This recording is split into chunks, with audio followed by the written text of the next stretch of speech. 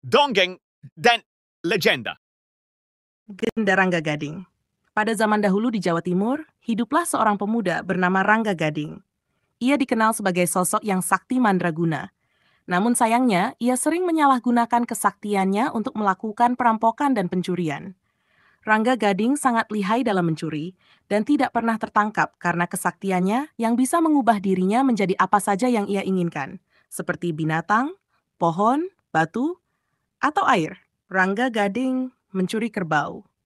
Suatu hari, Rangga Gading mencuri 5 ekor kerbau pada siang hari untuk memamerkan kesaktiannya.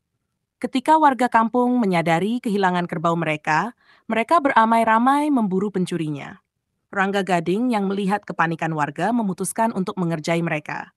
Dengan kesaktiannya, ia mengubah jejak kaki kerbau menjadi terbalik, sehingga warga yang mengikuti jejak tersebut justru semakin menjauh dari kerbau mereka. Warga yang putus asa memutuskan untuk menangkap Rangga Gading di pasar dengan anggapan bahwa ia akan menjual kerbau di sana. Namun, Rangga Gading mengubah tanduk kerbau yang melengkung ke atas menjadi ke bawah dan kulit kerbau yang hitam menjadi putih, sehingga ia selamat dari kejaran warga. Rangga Gading mencuri di tanah keramat. Pada suatu hari, Rangga Gading mendengar kabar tentang tanah keramat di desa Karangmunggal yang konon mengandung emas. Tanah tersebut dijaga ketat oleh pengawal negara dan para tetua kampung.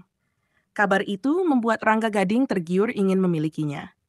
Ia pun naik ke atas pohon kelapa dan menggunakan pelepah kelapa untuk terbang ke desa Karangmunggal. Setibanya di desa Karangmunggal, Rangga Gading mengubah dirinya menjadi seekor kucing agar tidak diketahui oleh para pengawal dan tetua kampung. Kucing jelmaan Rangga Gading tersebut mengeruk tanah yang mengandung emas dan memasukkan emas tersebut ke dalam karung yang dibawanya. Setelah karung penuh, ia terbang kembali ke tempat persembunyiannya. Rangga Gading bertemu kakek sakti. Di tempat yang sepi, Rangga Gading beristirahat dan membuka hasil curiannya. Namun, ia tidak tahu bahwa gerak-geriknya diperhatikan oleh seorang kakek sakti. Kakek tersebut menyayangkan kesaktian Rangga Gading yang digunakan untuk hal-hal buruk dan bertekad mengubahnya menjadi lebih baik. Ketika Rangga Gading selesai mandi di sebuah telaga, ia terkejut melihat kakek sakti berdiri di tepi telaga. Kakek tersebut bertanya mengapa Rangga Gading mencuri dan melakukan perbuatan tercela. Rangga Gading yang sombong menjawab bahwa ia sakti. Namun tiba-tiba tubuhnya terasa lemas tak bertenaga. Rangga Gading pun memohon ampun dan berjanji akan bertobat dan menjadi murid kakek sakti tersebut. Rangga Gading berubah menjadi orang baik. Kakek sakti membawa Rangga Gading ke sebuah perguruan di mana ia belajar menggunakan ilmu dan kesaktiannya untuk hal-hal baik. Rangga Gading belajar dengan tekun, ilmunya bertambah tinggi, namun sifatnya tetap rendah hati. Ia berhenti mencuri dan merampok, serta banyak membantu orang-orang di sekitarnya. Kakek sakti sangat senang dengan perubahan tersebut dan meminta Rangga Gading untuk memimpin perguruan setelah ia tiada. Setelah kakek sakti wafat, Rangga Gading memimpin perguruan. Murid-muridnya semakin banyak dan perguruan tersebut semakin terkenal. Nama Rangga Gading dikenal sebagai orang sakti yang baik hati. Demikianlah legenda Rangga Gading dari Jawa Timur. Kisah seorang pemuda sakti yang berubah menjadi orang baik berkat bimbingan seorang kakek sakti. Setelah memimpin perguruan, Rangga Gading terus mengembangkan ajaran-ajaran baik yang dia dapatkan dari kakek sakti. Ia mengajarkan para muridnya untuk menggunakan ilmu dan kesaktian mereka demi kebaikan, membantu masyarakat, dan melindungi yang lemah.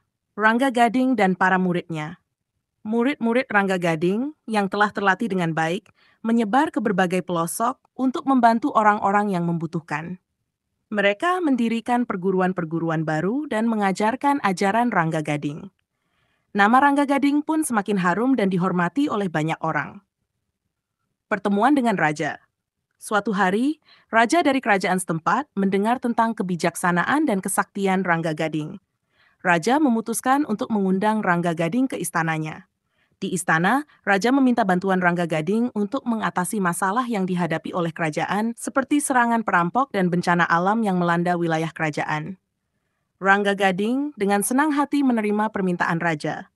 Dengan ilmu dan kesaktiannya, ia berhasil mengusir para perampok dan mengatasi bencana alam. Kerajaan pun kembali damai dan makmur. Sebagai tanda terima kasih, Raja memberikan hadiah kepada Rangga Gading. Namun ia dengan rendah hati menolak hadiah tersebut dan meminta raja untuk lebih memperhatikan kesejahteraan rakyatnya. Akhir kehidupan Rangga Gading.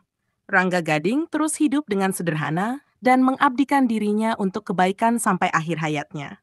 Ketika ia meninggal, murid-muridnya mengadakan upacara penghormatan yang besar. Perguruan yang didirikan oleh Rangga Gading terus berkembang dan ajarannya tetap hidup di hati para murid dan masyarakat. Kisah Rangga Gading menjadi legenda yang diceritakan turun-temurun, mengajarkan bahwa kesaktian dan kekuatan seharusnya digunakan untuk kebaikan dan membantu sesama. Legenda ini menjadi inspirasi bagi banyak orang di Jawa Timur dan sekitarnya untuk selalu berbuat baik dan rendah hati. Demikianlah akhir dari kisah legenda Rangga Gading, seorang pemuda sakti yang berubah dari pencuri menjadi orang baik berkat bimbingan seorang kakek sakti dan meninggalkan warisan ajaran kebaikan yang abadi.